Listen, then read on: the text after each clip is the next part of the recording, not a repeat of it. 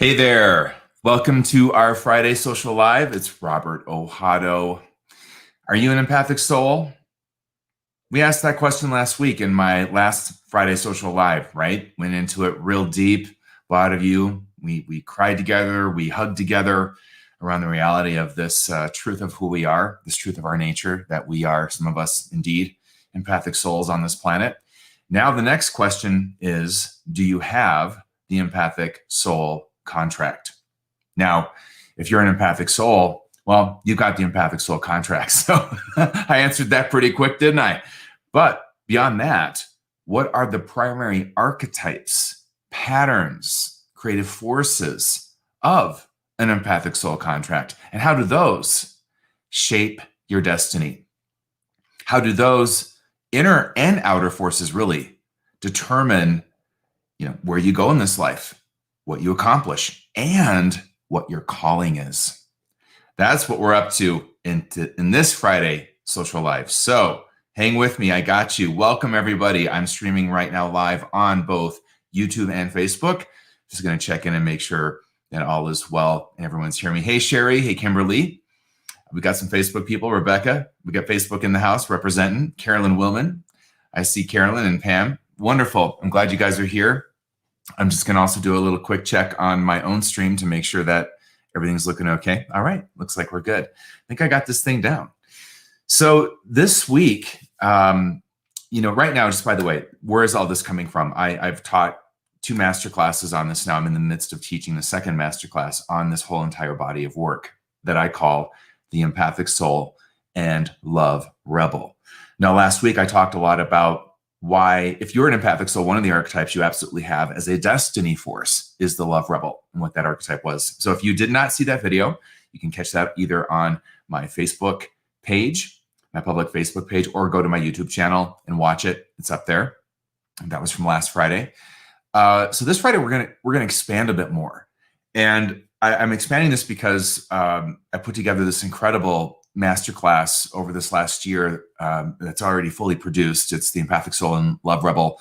Now we're calling it 1.0 because now I'm doing 2.0. I'm doing a second masterclass extension right now about this material. And I wanted to bring this up and really give it some space on my social media channels and in these social lives, because the 1.0 masterclass will not be offered again until 2023. I'm going to be doing some pivots here ahead. A lot of you know I'm launching a new podcast and doing some other stuff, other master classes coming up throughout the summer and into really the rest of the year. So I won't be reoffering this for a while. The runway is a little too full, but that doesn't mean it's not relevant and not important. It's actually super relevant. I just always have so much to share as a teacher that I like to move on and keep expanding and bringing new things forward. And when it comes to launching masterclasses, which require lots of promotional space and lots of time and lots of emails and administration, I'm going to just kind of push this one to the side. And for a couple of years, I'll come back to it in a couple of years. But if you're interested, it is still available on my site. I reopened the doors, and it's currently 30% off. If you buy both the 1.0 and 2.0 masterclass, you get an extra 10% off, which almost makes it like 2 for 1 because it drops everything down to 40% off total. So just FYI, in case you're interested. Now, the way this works is before we're born, in case you don't know. So Soul Contracts 101. We each forge these at the soul level, soul agreements with our life path, with the earth, with life itself. And we enter into them, at birth. That includes some basic, fundamentals like choosing your parents, choosing the family you're born into, choosing the culture you're born into, choosing the moment in time you're born, and what's happening in terms of where the culture's been, i.e. history, and where the culture's headed, i.e. the future. And you're born into that, into the moment, into the present, and then you begin the march forward with history. We all do. So we're all born, and this becomes our fate. These are decisions. Once we're here, we can't really reverse. You can't just decide. I know we all wish we could, probably, or most of us anyway, that you wish you had a different family, or you wish you had been born in a different era, or you wish you're here, done deal. So, you're in the body you're in, done deal. You don't get to switch bodies here. So There's a lot that goes in this, though, if you really break it down. I mean, you could spend a long time just doing an inventory of some of your own soul contract, your own soul agreements via the ethnicity you were born into, the sexuality or sexual identity you were born into, or gender identity you were born into. It just keeps going, And these are the more obvious things, okay? But what also exists are the more psychic and also psychological terrain and territory of a soul contract. So if you were born into a family system in which the family suffered from certain psychological patterns, i.e. depression, addiction, this becomes part of the soul contract that's part of your journey as well. And on a soul level, you're bringing in with you patterns. None of us are born this tabula rasa, where we're just blank and culture and family draw on us who we become. We bring something in with us too. And I know you know this truth. We just know it inside, right? We just know that we were born sort of with some sort of soul identity, some soul magic, some soul grace, some soul creative energy.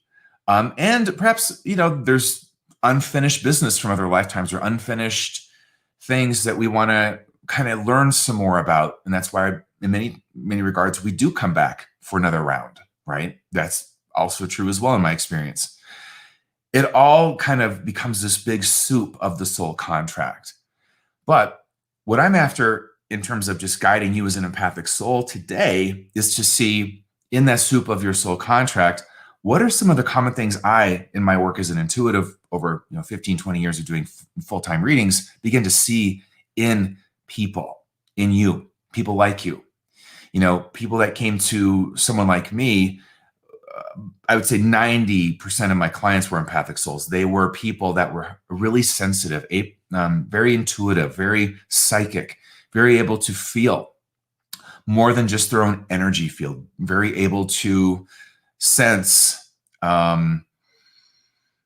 energy that's not their own, and also movements of energy, patterns. So I ended up having a lot of folks like that come to me for readings, over the years because they needed direction. And one thing that's really important to understand is that if you're feeling everyone's feelings and if you're feeling the room and if you're feeling the environment so well, if you don't have the psychological skill set or direction when you're born just this open, it spins your compass around quite a bit, right?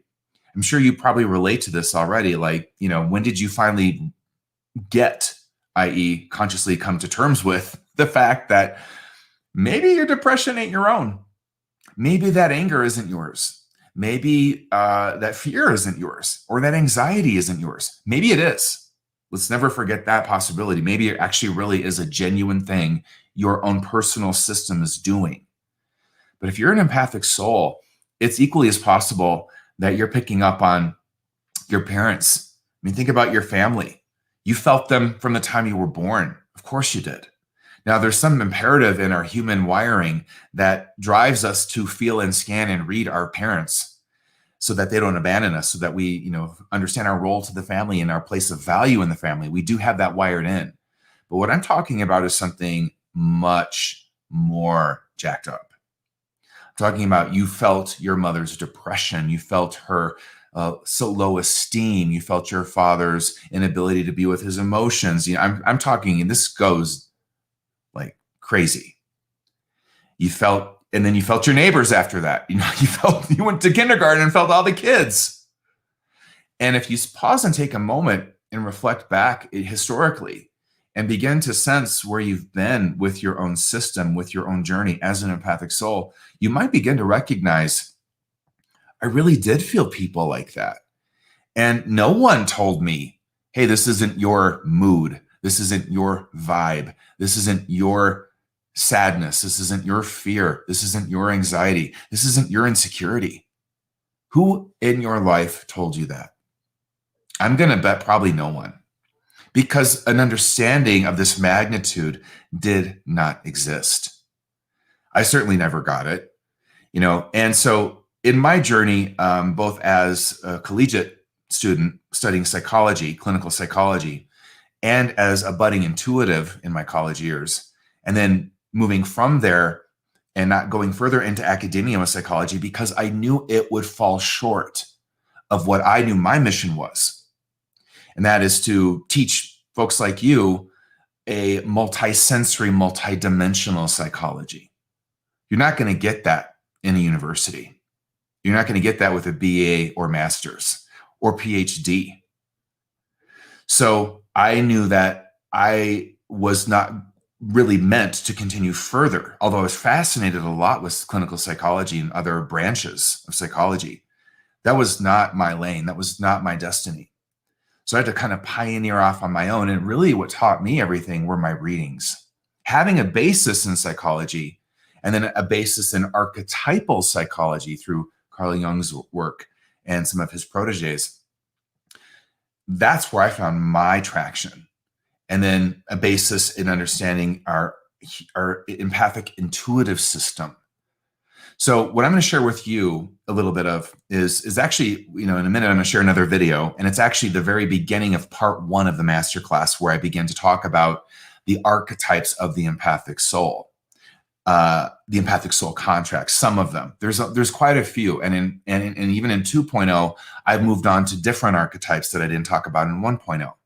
But I want to give you a real good baseline because I know that what this has done for all my students, first of all, is it's made them realize who they are is okay, that there's a divine design to who they are, to their system, that being an empathic soul, in fact, is not something that has to victimize you, that, this sort of myth that lives a lot in culture and certainly in spirituality and self-help niches, that, our empathy is what wounds us. Rather, what I'm after is to show you it's your empathic system that is your power, not your wound.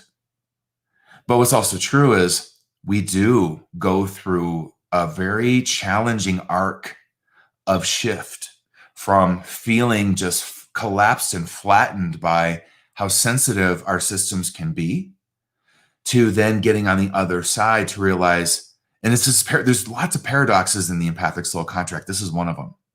That you can be so sensitive that it feels dangerous. It feels overwhelming.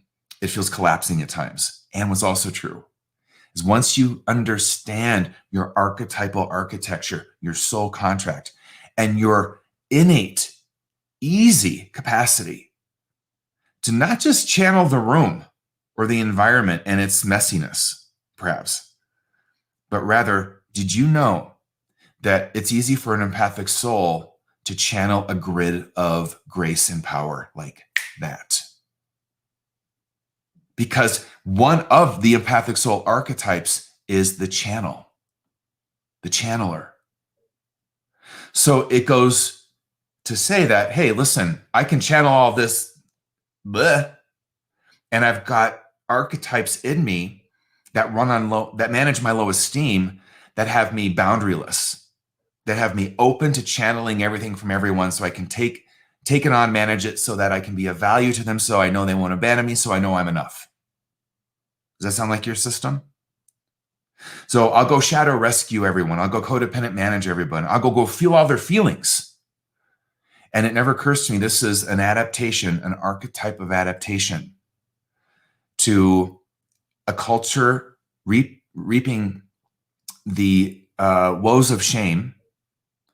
And I just happen to be someone that manages a culture that's imprinted me with low esteem. This is how I manage my low esteem. I can feel more. And until you understand and flip a switch as a spiritually mature adult and go, wait a minute, this is not working or sustainable or healthy, then you can consciously begin to channel. Consciously. Level 1, you're just doing what everyone else does because it's all we know, it's all the culture, and a lot of our psychological models teach us. We just run on that software.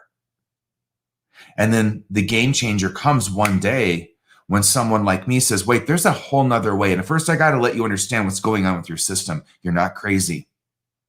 In fact, this organically makes sense, but does not have to be your fate.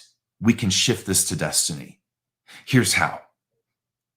You need a multi-sensory psychology. You need a multi-dimensional psychology. You need to understand the innate forces in your empathic soul contract you use, but to go into places and get psychically dirty and messed up versus connect to grace grids, channel light. So yes, one of the archetypes of the empathic soul contract. By the way, if you get into the masterclass, you get one of these wonderful PDF guides. And this is from lesson 1. And I'm going to read to you real quick the actual archetypes I cover in the first lesson. And then I'm going to let you watch a little bit of what I'm up to with that. But the shaman is one of them. And I do approach the shaman, as you're going to see shortly, in a very different way.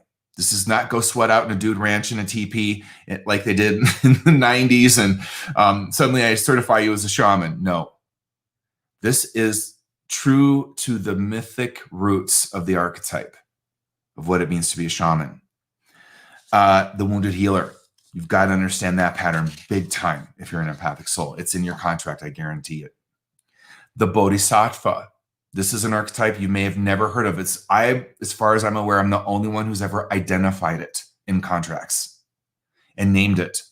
And what the Bodhisattva is, just briefly, because I'm not sure I actually talk about that in the segment I'm going to bring up next. It's having a soul contract to absorb the karma of other people as part of the contract to tip their journey of learning back toward the light because they're about ready to tip and go real dark.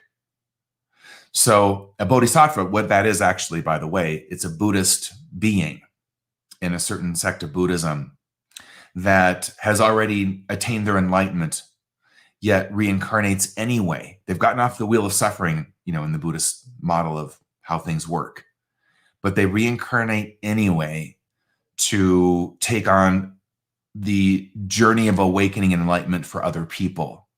So the whole premise is if you're still blind, if you're still needing enlightenment, if you're still on the wheel of samsara, the wheel of suffering, then I'm still not fully free. So I'm going to reincarnate to get back down there and help you free yourself because, until we're all free, it ain't done. Now, I don't subscribe to that particular belief system that way personally. I'm just letting you know that's the Buddhist model, kind of paraphrased into a nutshell of the Bodhisattva. What I realize is that there are some souls that they don't come back here in this punitive idea of karma to burn off karma and suffer because they've got lessons to learn from other past lives and they've got to take this journey. And that's why they take on pain and suffering. That's actually not always true. Sometimes we do come back. We got lessons to learn. Karma is a whole nother topic I'd have to talk about on another social live another time. But I do talk about it in this series in the way that you would really need to know it. And one facet of this is to say there are some souls that incarnate to take on energetics, karmic momentum, and challenges of other people. They absorb it. And I talked about that in the last video last week, where Tom took on the addiction pattern of his family psyche because he was a soul. He was a bodhisattva. That's what one is, strong enough to take it as an alchemist and transform it. So I've identified that those exist in readings. The bodhisattva is a pattern. You may have it, you may not. There's a way that I guide you in the masterclass to know for sure. But I want to offer to your awareness that it exists. And it might reframe a lot of your life just knowing that alone. That said, we got the Alchemist Archetype in the Empathic Soul Contract, of course. What is alchemy about? It's transforming lead to gold. It's taking something from a negative and turning it into a positive. It's transformation. So that makes complete sense that we would have that in the Empathic Soul Contract. The channel, I just mentioned that. Another Empathic Soul Contract. Another Empathic Soul Archetype in the Empathic Soul Contract. You channel energies. You become a vessel, a conduit of energies from other dimensions, from other sources, from other places. That absolutely exists in the Empathic Soul Contract. Now, the Empathic Counselor is another archetype I've seen. A lot of times empathic souls do feel people to give them good counsel. They feel someone else's system. That's one of mine. Meaning, a lot of my readings, I would feel people through. I would feel their systems to understand how to best offer counsel or guidance. And then, speaking of guidance, the next one is the guide. Now, the guide archetype is a little bit different than the empathic counselor. In the empathic counselor, you're more processing emotions in your counseling. In the guide, you're offering guidance. So the guide never tells someone the way, or what things should be. The guide only ever offers reflection and signposts and guidance, and helps someone else find their own answers. The guide is one of my favorite archetypes, actually. And lastly, for now, the magician. Now, the magician archetype, I'm not talking sleight of hand. I'm not talking, what you might associate with it in terms of people tricking people. What I'm really talking about is this capacity to be someone who can truly co-create, truly pull dimensionally from somewhere else something and manifest it. Someone who, because in the magician there are a few other archetypes coming together. You have the channel, because the magician isn't using their own power per se to affect the manifestation or whatever they're up to. They're channeling it. But the magician is also got the alchemist as well. There's transmutation, there's channeling. There's so much going on with the magician archetype, and I have a whole masterclass on that alone. So I'll leave it there. But the magician is an X factor of co-creation. So the way I look at it is this: in our lives, we have fate and destiny. We have things that you will never change. None of us are going to ever change how the sun moves around, or the earth moves around the sun. You're not changing that. I'm not changing that. That is not going to happen any more than we're going to change any facet of the solar system, right? I'm not going to also change, nor are you, the way the earth rotates on its axis. The way the sun, in fact, rises in the east and sets in the west. None of us got power there. You ain't changing that. I'm not changing that. Now, what's also true is if we go to the psychic level of things, there are also some things we can't change there either. And then there's some things we can. And then there exists this space where it's truly co-creative free reign. It's co-creative space. I call it X factor space. There's no karmic momentum in it. There's no soul contract mandate necessarily present there. There's no fate. It's been alchemized, it's just not there. And that is where you truly can create something, and this is where magic comes in, that wasn't there before, that you line in, you channel in and manifest. Now, I'm going to tell you something. Contrary to popular belief culturally, this space is rare. And to create X factor space in your life is quite the feat. Typically, in most human beings, they'd like to think they have a lot of X factor space, but it's just not true. They're running on patterns. You're making decisions out of reaction and programming. You're not just consciously in a moment pulling from powerful grids and manifesting what you intend. Rather, and even then, even if you're pulling other energy from other dimensions into an effect, you've got culture and karma from other factors in the holographic field of life also hitting that too, and influencing and shaping it as well. You're connected to a whole matrix of co-creation. And that means there's a co everywhere. Other human beings are your co. Other divine archetypal forces are your co. The earth itself is your co. Time. It all becomes part of your creative process. So the magician is an incredible territory to explore. And it's certainly for the more advanced, I think, awake person who has come to understand where they really do have power and where they don't, and they're clear on power and powerlessness. And then they freed up this space to actually be an X factor. Total conversation for another time, but it is an empathic soul archetype. Just want to let you know about that. So we're going to take a little tour into some of these archetypes, and I'm going to go deeper into them with some client stories shortly here through video. How are you guys doing? You guys, let me just take a few questions, see if there are any questions, and take a drink. I'm doing ginger brew tonight. Those of you who take my courses know this is where it's at. I have my own recipe. That's right.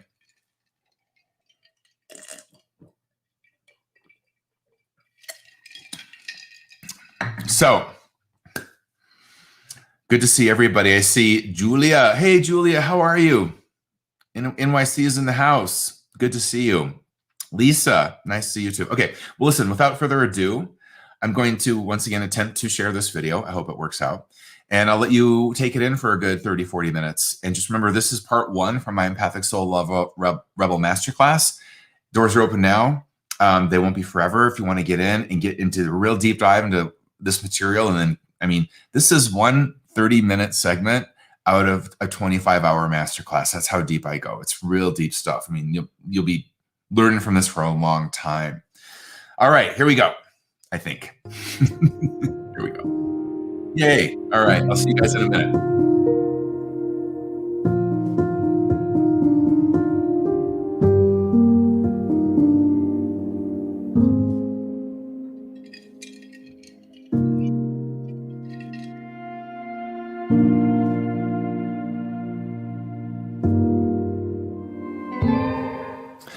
Welcome to this masterclass, The Empathic Soul and the Love Rebel. This is part 1. The particular focus of this lesson is actually taking a deep look into your Empathic Soul Contract, in which I'm going to go through numerous main archetypes of the Empathic Soul Contract, your contract, and look at which ones are relative to you. So as I go through these archetypes and go into them deeply and really thread them out and give you client examples of where I've seen these archetypes play out in the Empathic Soul Contracts of clients I've worked with and students of mine, the goal is to get you, once again, into an intuitive read on yourself.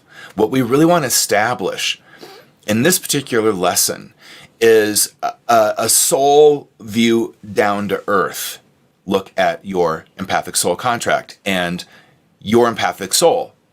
So we then need to look at, that said, some of the archetypal players, the archetypal forces and patterns that are in your particular Empathic Soul Contract. Now, you won't have all of them, but you might have a few that pair up, and you might have many of them.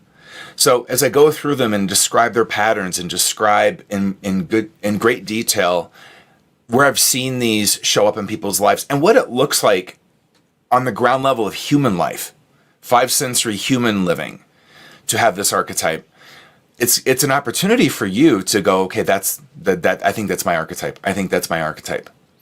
Now, another thing I'm going to do in this lesson, so we're doing kind of 2 things in this lesson that are kind of the yin and the yang of the other and complement each other. On one hand, we're going from a soul view and looking at your contract here on earth from the very top, which is where we're going to identify your soul contract archetypes, your Empathic Soul Contract archetypes. But the way I'm going to finish this lesson is actually a little different.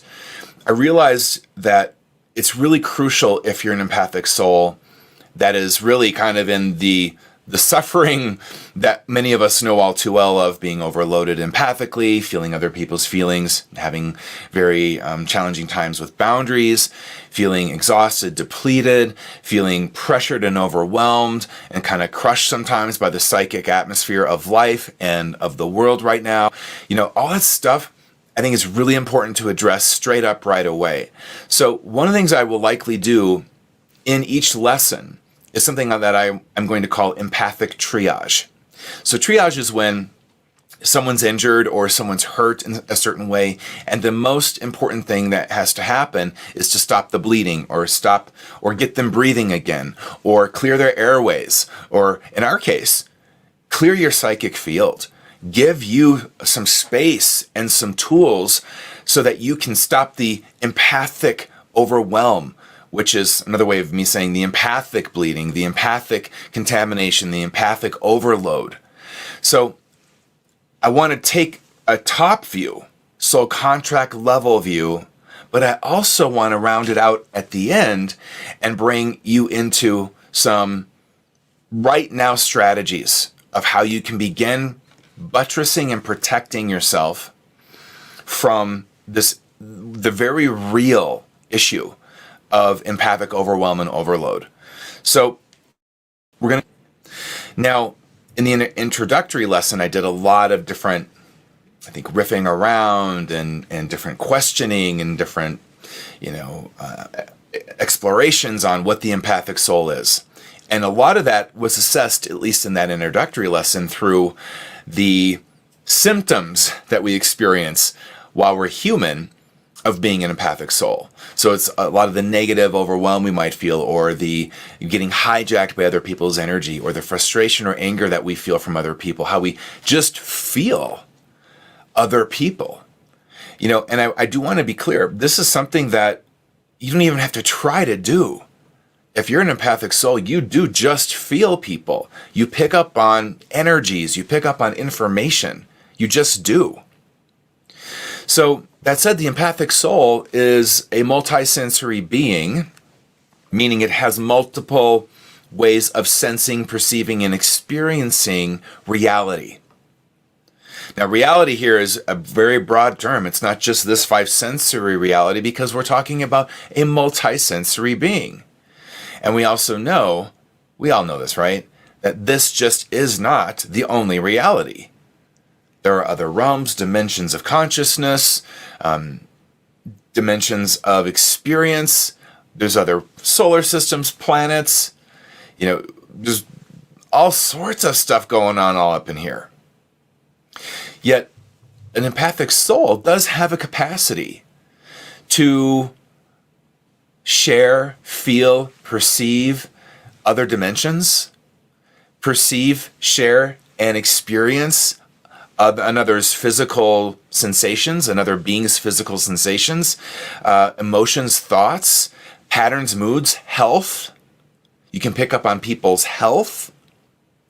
You can pick up on psychic viruses more easily, which are just energetic, engineered code that is meant to actually take over the psyche of another person, hijack their emotional system, trigger them into a powerless state, so that then they are recruitable to the psychic viral code and its agenda. Something we'll talk about in due course. But if you're an empathic soul, you also pick up on other people's psychology, psychological states. You can feel into that. And not just people, animals, other beings, energetic beings. You can feel spiritual energies. You can feel angels and guides. So the empathic soul, you feeling me? There's a lot going on here. There's a lot that can be sensed, a lot that can be felt. And you can really, and I think this really needs to be understood, because I think a lot of our empathic challenges are born out of not having adequately mapped how far our fields can go, and the reality that there are indeed other beings, dimensions. There are other things larger than your personhood or soulhood. This exists. And you already know that, or you wouldn't be here. And you also already know that there are a lot of challenges here. Because as soon as we incarnate into a five sensory model of consciousness and are acculturated and socialized into that model, we are now cut off from a lot of our natural soul senses that would otherwise give us a bearing or coordinate in any dimension. So, check out what I just said. But from the time you were raised and born into this life itself, family, society, etc., began shutting off your empathic soul senses, blinding you to a lot of other reality that's in the here and now and beyond. And as your psychic soul senses start to move again, because it's not like they left you, And sometimes what happens is it's an attempt by parents or culture or society to shut down these empathic soul senses, and it doesn't get far. So they're telling you this isn't real. You feel it is. And now which reality do you trust? There's that as well. So a lot of how you know you're an empathic soul, this is kind of my point for now, is through the symptoms of the attempted multisensory shutdown, the attempted multisensory shutdown that fails and you still feel things, and therefore there's no way to get a coordinate in psychic territory.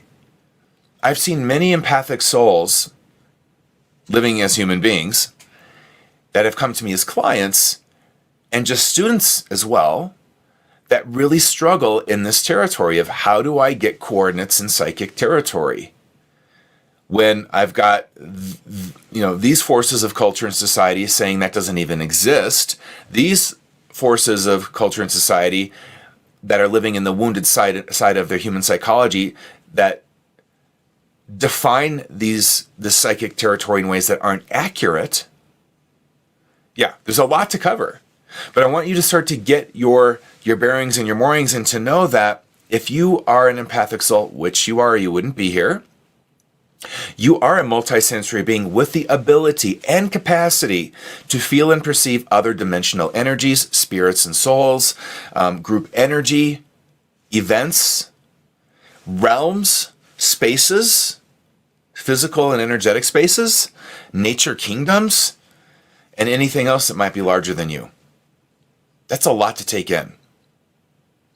And one of my goals in this masterclass is to help you master these psychic soul senses so that you can indeed get coordinates in any space, whether that is a psychic energetic space, a spiritual space, a five-sensory physical space, but that you can move as the multisensory being you actually really are,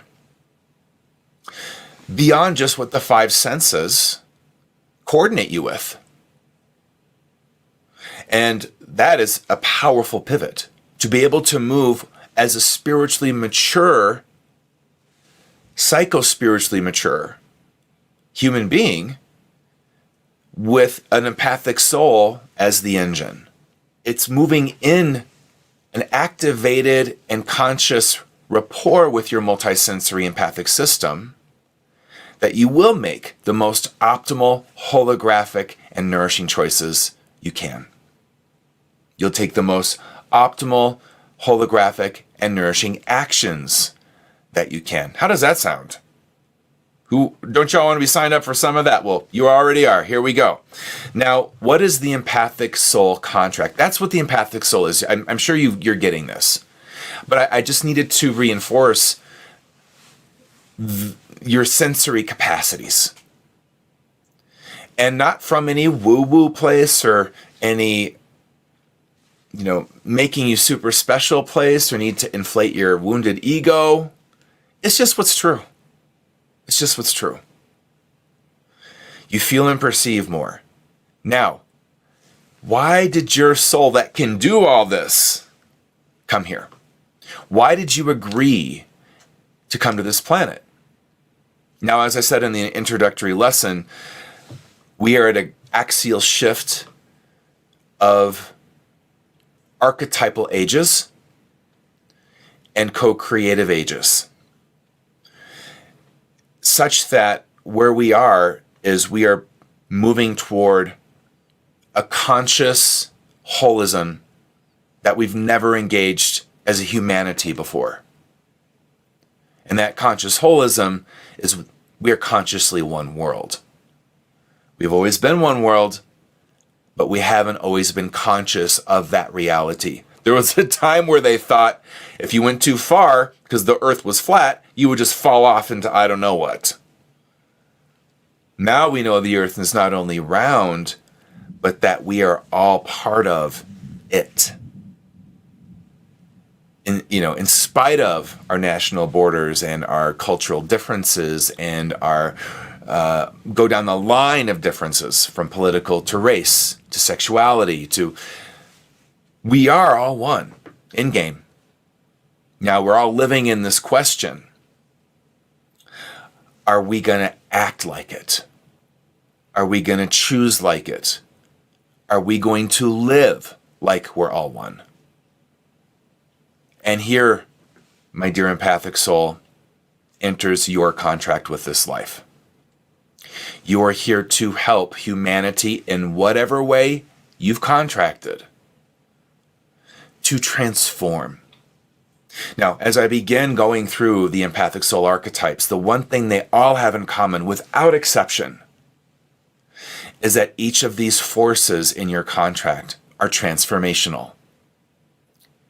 And I think that said, what we can say without exception about your empathic soul contract is that it is a contract, it is a destiny in this life in which you are meant to transform something. And I'm not just talking about changing your hair color. I'm talking about something essential, something that must shift so that we can begin acting, choosing, and living like we are all part of one world, one life force. Now, what I'm saying, let's bring it down to earth here. It's very visionary, but nonetheless real. What's also true is in our lifetimes, we're not going to see the earth suddenly flip onto this one world light bulb per se. We're just helping things along. We are really, if you think of it this way, I love thinking about it this way. We are basically taking Earth School and we're saying, it's time for some different classrooms. We've learned in the classroom of war. We've learned in the classroom of racism. We have learned in the classroom of sexism. We've learned in the classroom of self-denial, addiction. Do you feel me? Pick your classroom. Which ones have you been in? And what, as empathic souls, we're here to do is say, look, we're starting actually a new university.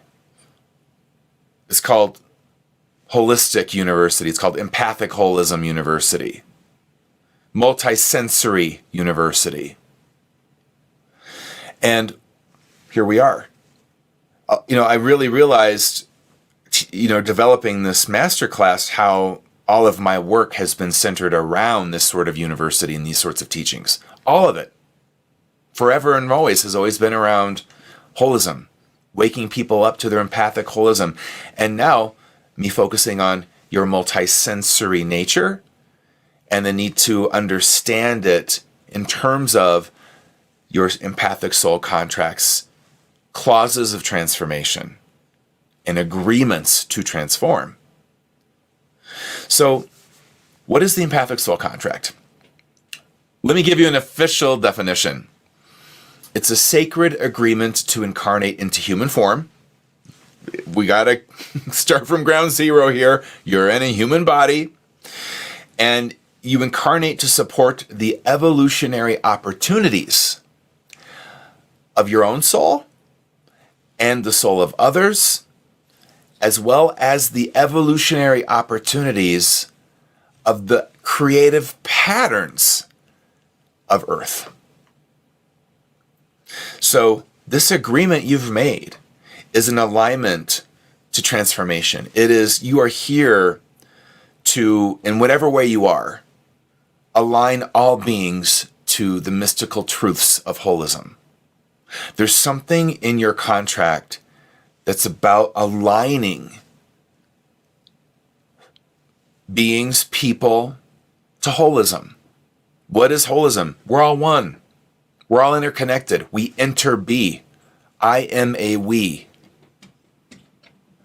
Now, once again, this soul contract, the empathic soul contract, is an agreement that is transformational in nature and is fulfilled via various archetypal patterns.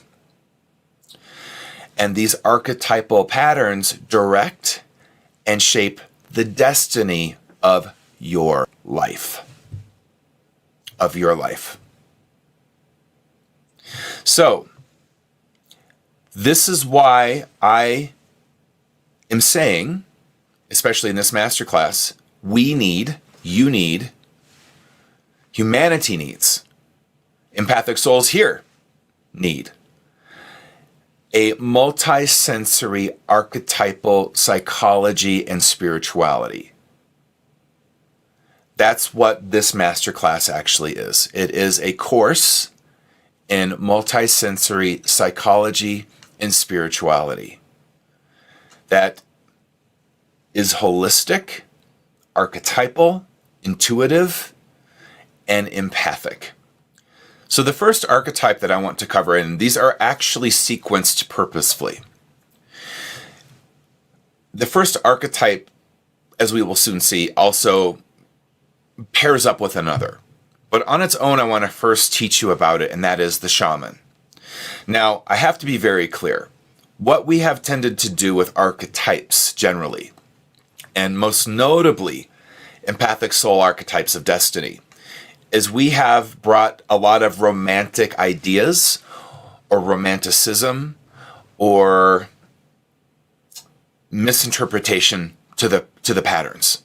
And the shaman is the best example I can give you of an archetype, an empathic soul archetype that has been misunderstood, blown out of proportion, misrepresented, and in a sense misidentified. So let's talk about the shaman. Now, as I say shaman, the nature of archetypes is this, that if I say an archetype, if I name it, immediately it'll generate in your psyche, in your mind, some imagery, or an association of some kind. So a lot of times when we hear shaman, and I'll speak from more of the American psyche, what tends to generate are Native American ideas of shamanism or shamans. Because I think for a lot of us, in the last 100 years anyway, our first real exposure and association of the shaman archetype was through the images and portrayals of Native American shamans. However, this archetype has existed throughout all cultures, since humans evolved here. So in the Celtic culture, they had shamans. In the more African tribal culture, they have shamans.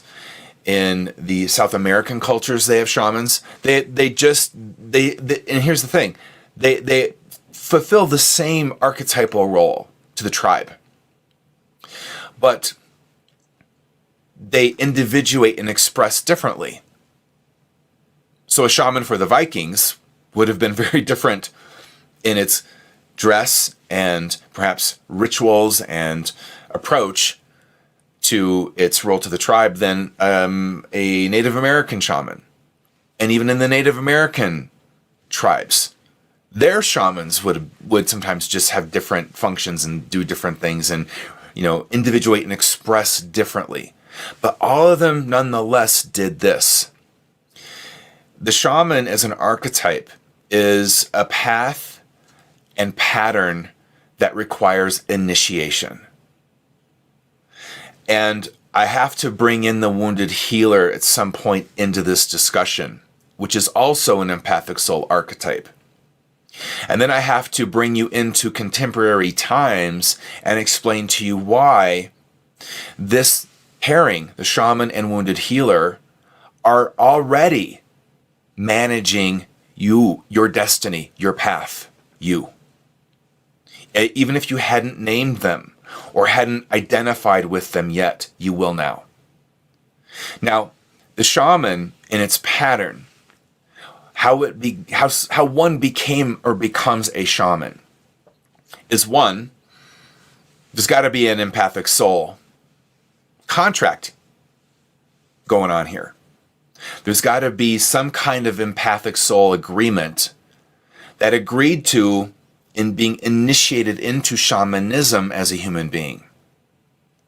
But the way that plays out in a human life is that the person who has been selected to be the shaman has usually gone through some sort of really life-death threshold ordeal.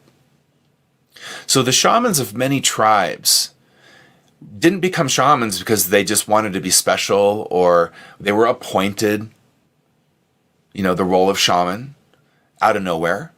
Most of the shamans of many tribes became shamans because they had a near-death, what we would call a near-death experience, that allowed them to cross over into the realm of spirit and come back again.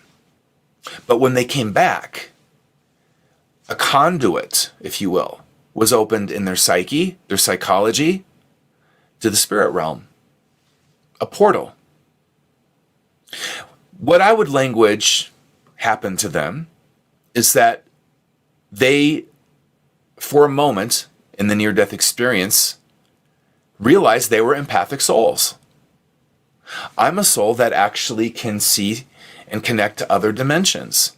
And when they came back to their human form, if they were resuscitated or if spiritual energies gathered around them and kept them alive until they stabilized, they came back with that awareness of being an empathic soul.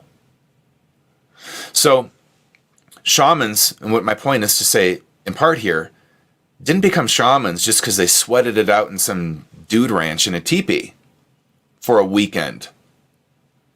They became shamans, one, because they were empathic souls with a contract.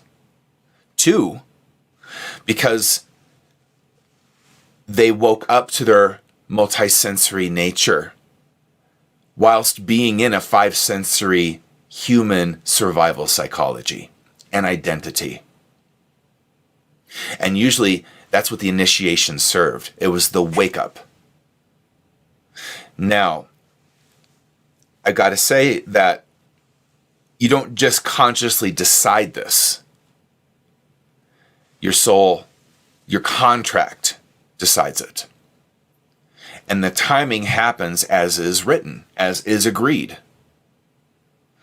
So, within the shaman archetype, another way, and I'm going to reverse this and say it another way, so you understand the pattern holographically here. On one hand, it's the human person in the five-sensory experience that is initiated, woken up to their multisensory true nature and their multisensory contract. And then what does the shaman do? The shaman fulfills for the tribe a multisensory role. They become the person that can speak to the spirit world, traverse and journey into spiritual dimensions of healing and consciousness and holism.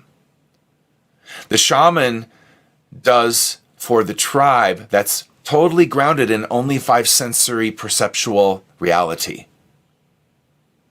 The shaman does for them what they are not ready or scheduled to do for themselves from a multisensory viewpoint. Which is why this definitely becomes one of the dominant empathic soul contract archetypes of destiny for empathic souls. Now, I want you to remember, as I said in the introductory lesson, that not all souls are multisensory in this capacity. And I can't exactly tell you why. I don't really know the answer to that question. I just know it's true from my experience. I could speculate that it has something to do with lifetimes and evolution and soul evolution and growth. I'm sure there's some accuracy there. I could also say that maybe some souls just have a certain configuration in nature. There might be some truth in that as well. So either way, what matters is that we are in this era waking up to the shaman in us as empathic souls. However, the way that happens now must be explored. Because as I told the more as I told the pattern of shamanism from an older viewpoint or older point of view, I was explaining it through, old tribal traditions and old tribal systems of how shamans arose up in their tribes and woke up. But it doesn't work that way now exactly. Before I do that, I do have to introduce you now to another force, another archetype, and that is the wounded healer. And then I'm going to bring them together, and I'm going to talk about why both matter to you. So, the wounded healer pattern is a pattern that I've seen very, very common in all, if not most, empathic soul contracts. This is a pattern where you've made the soul agreement before you were born to be wounded by something. Now, this sounds preposterous and crazy to our human victim, right? But it is nonetheless, on the level of empathic soul contracts, absolutely true.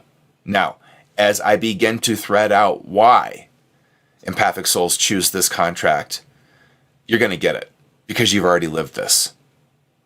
And then it's going to make perfect, mystical, logical sense to you. So here's the thing about incarnating into five sensory human ego development and survival psychology. Power and survival become the primary drivers of the human ego.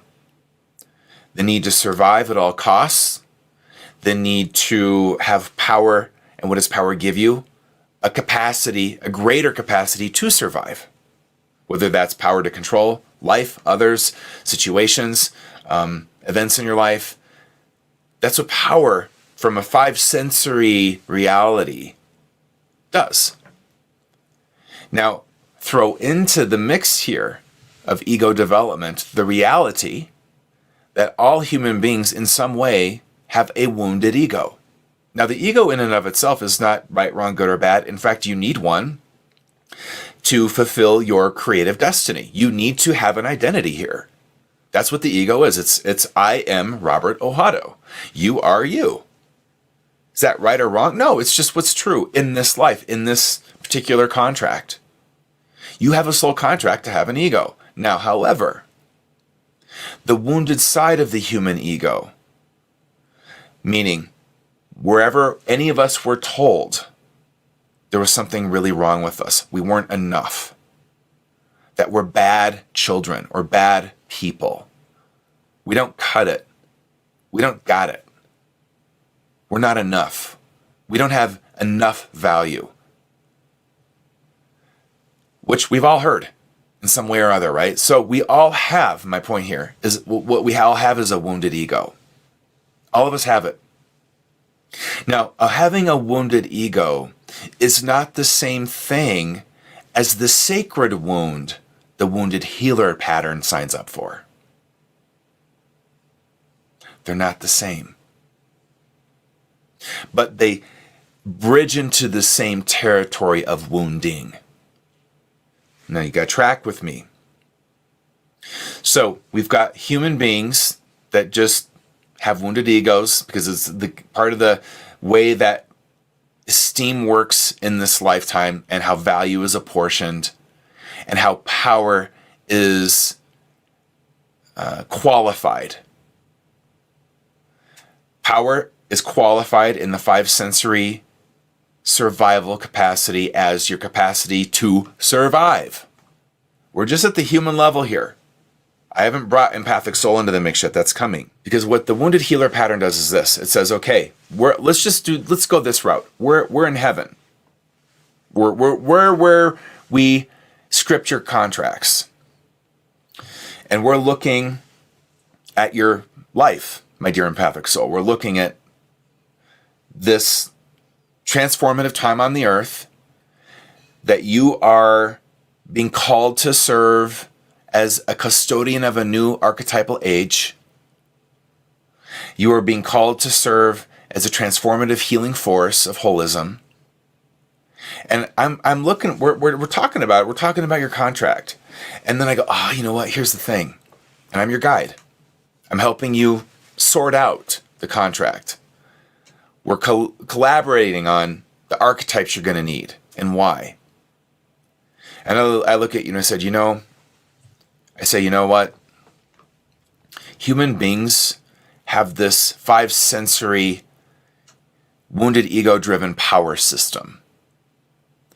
And what it is that they can't see beyond 5 senses to know that there are, for example, mystical grids of power and grace, that there's something called soul prayers that can connect you to those, which we're going to cover.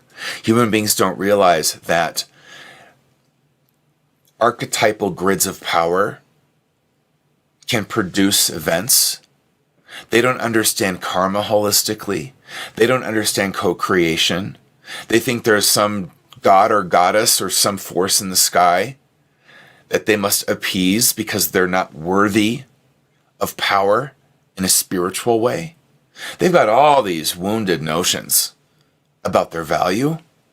And I'm telling you this as your guide. This is the reality in that dimension of life. We've got to put a pattern, we've got to put a clause in your contract in play that does not let you become seduced by 5 sensory wounded ego ideas of power, safety, security, esteem, and survival. We can't not let that happen, or it'll throw you off your empathic soul's mission. Are you with me? So as your guides say to you, what we have to do is we've got to wound you some way. Some way in your human ego that we're going to call this sacred wound. Why is it sacred? It's sacred because it will humble you. Humble you to what? Humble you to realize sooner or later, hopefully sooner, that without the holistic forces of power of all dimensions in this universe, you can't pull off your contract. Your wounded human ego ideas of power would like you to believe that success and survival and this and that depends on your power alone, or your capacity to grab power, take power from others. And the sacred wound will always be there as a reminder saying, you can't do that. Your power alone can't pull it off. That is a limited and unsustainable power system. So your wound, you incarnate. You got the wounded healer. Here we are. And what it looks like in real life, in your real journey, it can look a lot of ways. Let me just name a few of how I've seen it play out for contracts with people I've worked with and myself. It looks like you are born into a family that absolutely rejects you. Mm. It looks like you are born into a situation where you suffer at the hands of fate really young. Maybe one of your parents dies. It looks like you end up at some point in your life getting in a very challenging accident or stepping into a very severe life-threatening disease.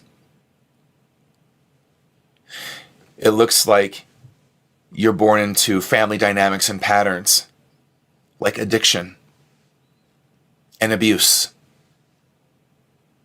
And you're wounded. Make no mistake, you are wounded. Fate wounds you through the loss of a loved one. Parents wound you through abuse. In some way, you're wounded. And you'll know it. You will feel it in your bones. I'm wounded. This sucks. And the ache of the wound, round 1, phase 1 of your psychospiritual development, of your multisensory contract kicking in, is going to be, I got to heal this. I got to heal this somehow. And you will begin the quest of the healing quest of the wounded healer, where you will seek medicine wherever you can and seek power and healing. And by power here, I'm throwing, let me connect the word esteem in, because that's going to start to matter. Now, I got to pause it here, and I got to bring the shaman back and connect it now to the wounded healer.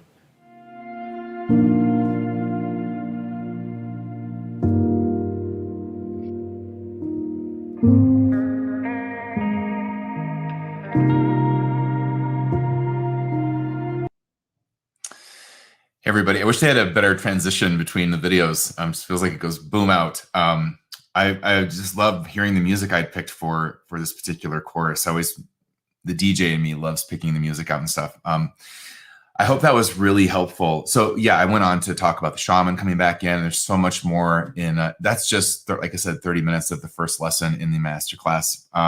So I wanted to see if there were any questions about anything, that we've been talking about really the past couple of weeks, because last week I talked about, are you an empathic soul? We revisited that question, reactivated it, in this Friday Social Live this week. And then I started to go into the archetypes of the Empathic Soul Contract. And remember, there's quite a few more that I explore inside the masterclass itself. I'll put a link up in the video description, once I'm done being live here, so you can go right to where this is on my website. And on the actual course page, you'll find that 2-hour video that you can watch also, which does deeply explore, are you empathic soul? It's like the introductory lesson to the whole masterclass. And just FYI, there's a time limit on when doors will close. You get 30% off the course right now.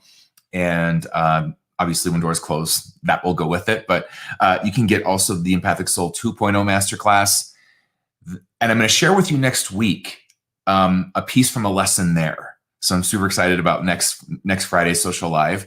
I'm going to share with you, because in this one, I really talk a lot about as you could see, multi-sensory psychology and spirituality. It's really the focus of the masterclass in Empathic Soul and Love Verbal 1.0.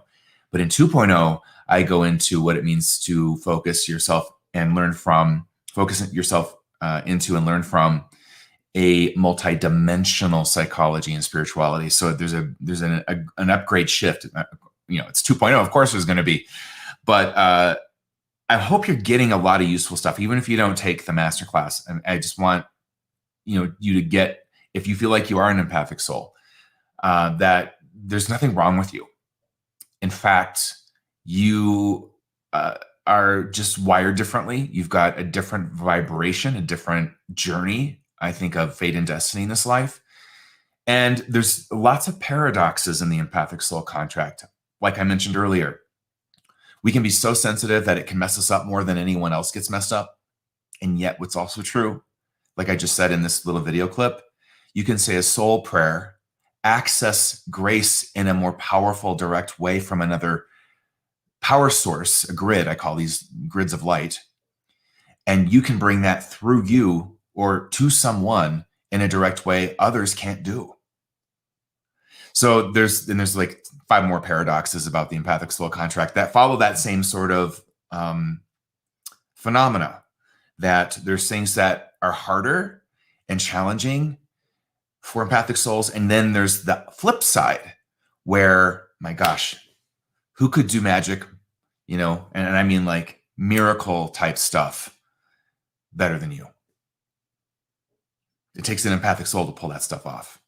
So anyway, Q&A. Let's see if you guys got any questions about anything. Just for a few minutes. Cindy Lynn, how are you? Stranger, old student of mine. Great to see you. So if you have any questions, go ahead and post them in the Q&A. I'm getting the feed. So, and if you don't, that's fine. A lot of times I find I ask Q&A questions and everyone's just so riveted by the content. They don't know what to say. Imagine having an intuitive reading with me. That's what it was like for my clients a lot of the time. They would just be like, okay, I got nothing. Talk to you in a year. Okay. Let's see. I saw a question. Jane, let's show this real quick. Am I correct that the masterclass is designed to help us as individuals strengthen our connection with our source? Jane, Alex, absolutely. I mean, there's so much going on in this masterclass. Honestly, Jane, I feel like that's just one small piece. And I know for you, obviously, it's a big piece because you asked the question. But let me tell you, there's so much packed. Anyone that's ever taken my courses, you know, I go deep. I do the deep end most of the time. And you could spend a year just in 1.0. It's 25 hours deep dive into all sorts of different territory. And it's going to reshape your whole reality. I mean, it's going to reconfigure a lot of your concepts of life, a lot of your philosophy, a lot of your understanding of spirituality. It's definitely going to, if you've been feeling like it's already happening in these clips I've been sharing, let me just tell you, when you get to the full shebang, whoa. So yes, absolutely, to answer your question. Okay, let me take this question. I don't even know what it is. I'm just throw it up here. Susan, because it's going to leave me pretty quickly. Curious how the dynamic of the wounded healer changes archetypes or accepts more insight to be less reactive, psychic, but more of a catalyst. Susan, I'm not exactly sure what the question is. So I'll riff around with your question a little bit. Curious, let's just start with the beginning. Curious how the dynamic of the wounded healer changes archetypes. Let me just talk about the dynamic of having the wounded healer, because I think that's huge. And it was a big, obviously, I let you guys really take a lot of that part in. And I purposefully made time for that because it's such a big player in the Empathic Soul Contract. So the wounded healer pattern, if you have that, another adjacent archetype that I didn't mention in that video clip is the seeker. And inside of the masterclass itself, right after when I came back around to talk about the shaman, I talk about the archetype of Chiron. I do a deep dive into Chiron. And that's where I start to talk about what the wounded healer does in other ways. So on one hand, it's, like I said, it's to kind of create this sacred wound that calls you back to your soul. It doesn't let you get, because let me frame it this way. You're too evolved as a soul to incarnate here and then just fall in line with the power structures that be here. You're not here to just be a participant in culture. You're here to be a transformational force of culture. You're not here just to be a byproduct of culture, society, and family. You're here to change these structures, these patterns. So there's got to be something in play in your contract that pulls you to the side. And nothing does that better, correct me if I'm wrong, than a wound. You get wounded, it's like, I got to take a break. I'm in pain. I got to go take care of this. And then what do we do out of our wounding? We go seek healing. There's the seeker. So when you have the wounded healer pattern in your soul contract, it's set you on a trajectory and a path of seeking medicine. That's where I really get deep into Chiron and its pattern. So I'll give you that piece that, you know, if you've got the wounded healer, first you got seeker. And let's also break out of the wounded healer, the healer.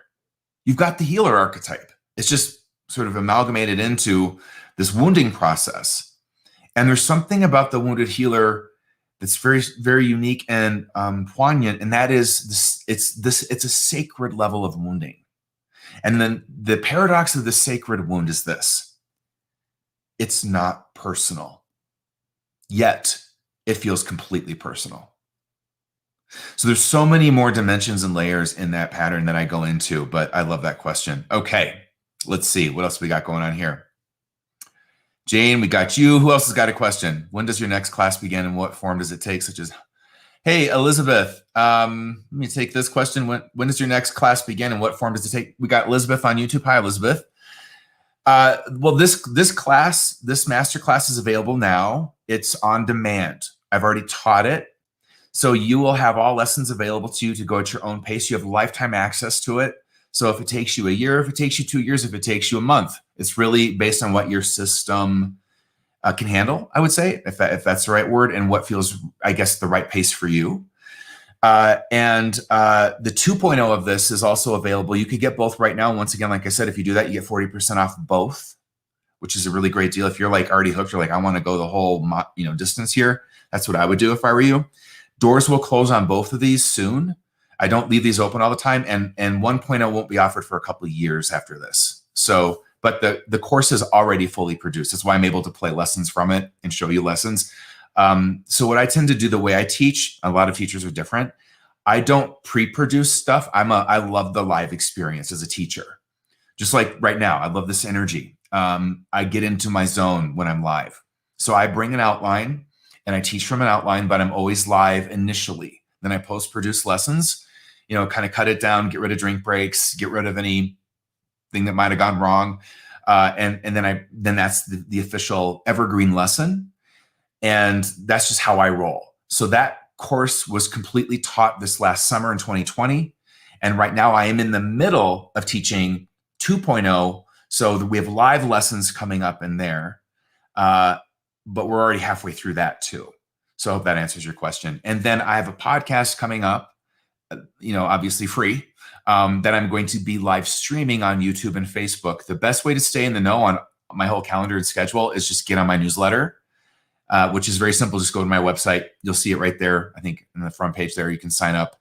And if you want to unsubscribe at any time, it's totally fine.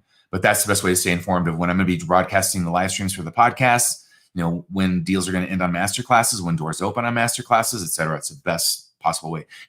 On YouTube and on Facebook, as you probably already all know, we got to pay to play. So I got to pay for you to see most of the stuff unless YouTube's kind enough or Facebook's kind enough to send this out through their algorithm. All right, great question. Cindy, okay, good to see you. Gosh, you know what, you guys, I have to say I love doing the live thing, but I do miss teaching in person. Can we just move on already? I can't wait till we get COVID in the rearview mirror.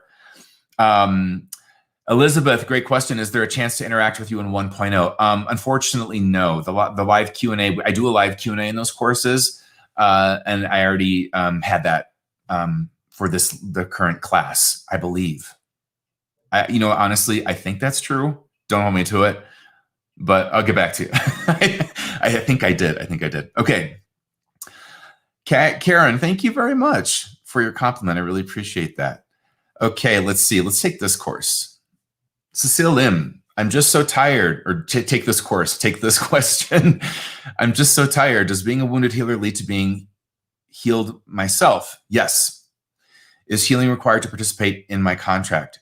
Yeah, I don't know if required is the word I would choose to, as part of asking a question in that regard.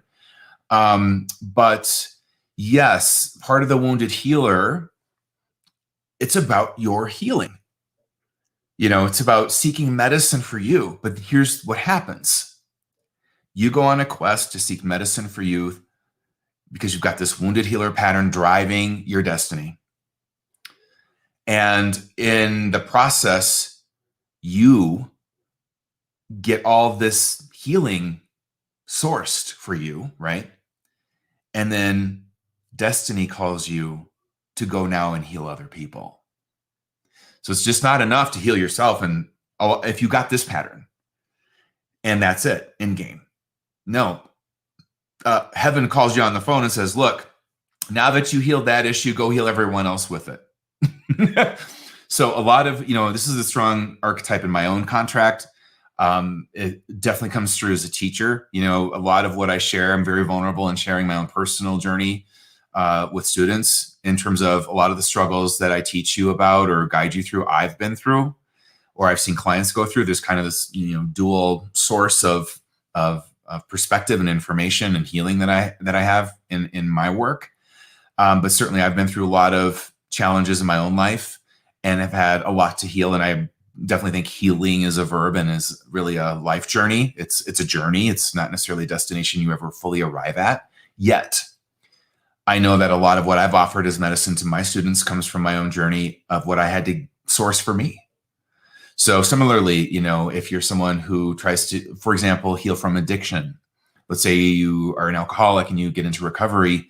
Well, sometimes, not all the time, but sometimes someone in recovery from alcoholism, and this is my mother's an example of this, is then called to go into the world as an addictions counselor and help other people get sober or maintain sobriety or, become healthy. So I love that question. Yes, absolutely. All right, let's see what this one is. I'm just pulling them up without fully reading them because they go by so quick. Aubrey, what tools and strategies can you recommend on YouTube? Hi, YouTube. What strategies tools and strategies can you recommend to help soften and stabilize the strong somatic reactions many of us are having to the energy shifts happening externally and internally? Well, Aubrey, of course, you know I'm going to say that a lot of that's in my masterclass. It's exactly why I felt called to do these masterclasses now. I think I was just ready in my own healing journey and my own journey as a teacher to kind of collate all the information and put it in a succinct masterclass kind of package, but just some good pointers. One of the things I think that's really important, and it becomes a big focus in the 2.0 of my masterclass is, and it's going to sound weird because it doesn't seem like it would be the thing I would say, like, hey, Aubrey, this is what you should do to stabilize yourself, but it really comes down to your esteem. What I've come to understand and learn is one of the primary reasons why people have bad psychic boundaries and let's just say poor holistic boundaries in general. I mean, psychic, physical, etc. It comes down to their esteem system.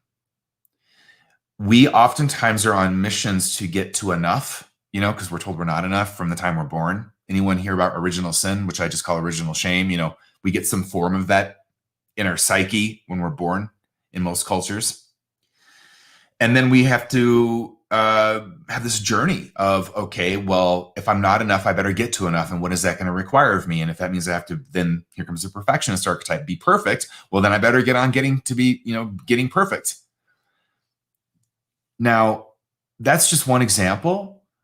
But let me give you one that's more relative to empathic souls, the codependent empath, the empathic soul that can feel other people. And then because of that starts to feel for them. And then because of that, now that other person finds them of value. Like, you're of value to me because you feel all my feelings for me and I don't have to carry that psychic territory. Now, in some ways, this is actually set up in the marriage model, traditional marriage model. Like the wife in traditional marriage model, might I add, has the role of processing the feminine half of the psyche for the man, and the man does the other reverse for the woman. And then you have two halves, right? Well, come on, we're well beyond this model in terms of our evolution. And to be a whole person, not perfect, but just whole, you've got to feel your own feelings. If you're going to grow, if you're going to become an empowered co-creator in this life, you've got to own your own emotional territory. Well, if you're someone that learned early on subconsciously as a child, but you're an empathic soul and you learn, look, I know one of the strategies I can use to be of value to my mom and dad or my family overall is to feel everyone's feelings. That sets in play a pattern that you take right into adulthood. And then subconsciously, you believe that to be of value to people, you've got to be this codependent empath, feel all their feelings for them. Well, the reality is that's going to get toxic and exhausting. And now back to your question, there's no boundaries there. There's no equilibrium. If you know you're enough already, that whole pattern and its mechanisms of getting to enough neutralize. So let's just now take what I'm saying here and import it more into your question. Like, how do you stabilize yourself in a chaotic, crazy world right now? My best first counsel, and there's a lot in here, obviously, as you can tell, a lot of threads, is to work on your esteem.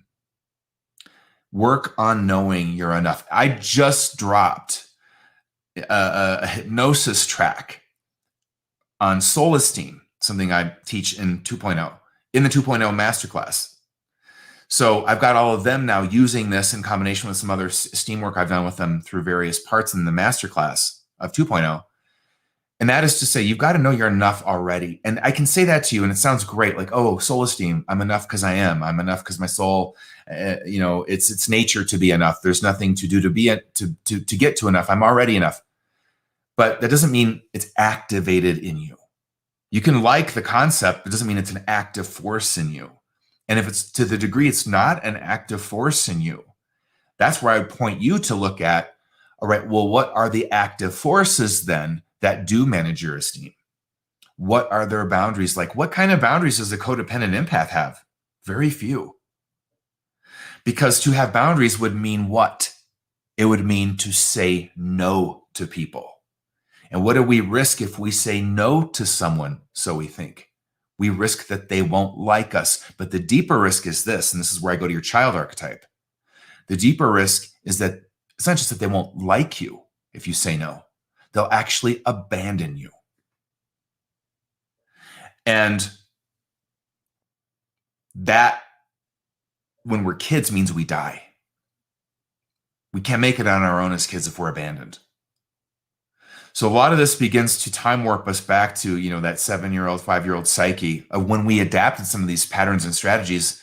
And I call these survival archetypes of adaptation. We just adapted them. We downloaded them. Sometimes we inherited them from our mother or father or our family. They were modeled for us. We just took them right into our system and kept replicating the programming.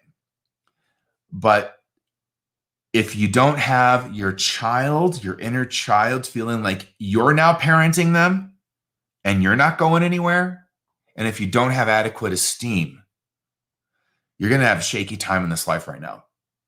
If you had those two things alone anchored, you'd be able to handle the hurricanes a lot better. A lot better. So I hope that's helpful. That would be, because as you can tell, I'm a library of information, and obviously there's never just one thing in particular that I would say, but I can offer the top of the charts, if you will, and say, these are the two things at the top of the charts that I'll offer you. And then they interconnect to other things in the list. But great question. Yeah. If you want to get stable in the craziness of this world right now, think about what self-esteem gives you. Healthy self-esteem. And to me, self-esteem is this. It's a combination of healthy ego esteem meeting up with soul esteem in this wonderful marriage. You got both those things going on. You're going to be someone who thinks for yourself. Because you can afford it. A lot of people don't think for themselves because they're too tribal. And they're tribal because they don't have enough esteem to be an individual outside the tribe. They have too many abandonment fears. They function at the level of the tribe's esteem, whatever that may be. So if you can think for yourself, if you can feel for yourself, if you can know your own field, if you can know that, hey, no matter what happens, I'm not abandoning my inner child. Sorry. Because every single day, especially nowadays, you're getting invitations to self-abandonment all the time. All the time. Not only self-abandonment, I'm going to say soul abandonment. You're getting invitations to abandon your own soul all the time now. And sadly, some people are taking those invitations and leaving their soul in the dust and leaving their humanity behind and getting toxically tribal and off to do damage in the world. So right now, my best to inoculate yourself against this kind of territory, momentum, psychic infection, know you're enough already. Take care of your inner child. Whew. Love that question. Okay, I think... let me see if there's any other questions. I'm going to shut it down here. We're kind of at an hour and a half. It's usually my maximum limit. So listen, I'm going to go ahead and go. You guys enjoy your weekend and come back to this Friday Social Live anytime you want to. Share it with anyone you think it'll help them out if they get this information. And hopefully I'll see you in the masterclass, either 1.0 or 2.0. You do have to take 1.0 first. If you take 2.0 without taking 1.0, you will be completely lost. So don't do that. And your psyche won't be ready. I progress strategically through alchemy throughout the whole entire master classes in a very organized and progressive way. Thanks for joining me. I'll see you next Friday. I'm going to play you, we're going to go into some new territory. We're going to go into dimensions next time. And I'm going to introduce you to some new concepts there, which I'm super excited about. That's kind of where I'm at right now on the cutting edge of my teaching in these master classes. So I hope this was helpful. I'll see you next Friday. Get on my newsletter list. And remember, I'll leave a link in the actual video description of how to get right to the course, the Empathic Soul 1.0, from which I shared the clip tonight. All right, everybody. Lots of love. Namaste. Have a fantastic weekend. And just know you're enough. No matter what, it's your nature. See you next time.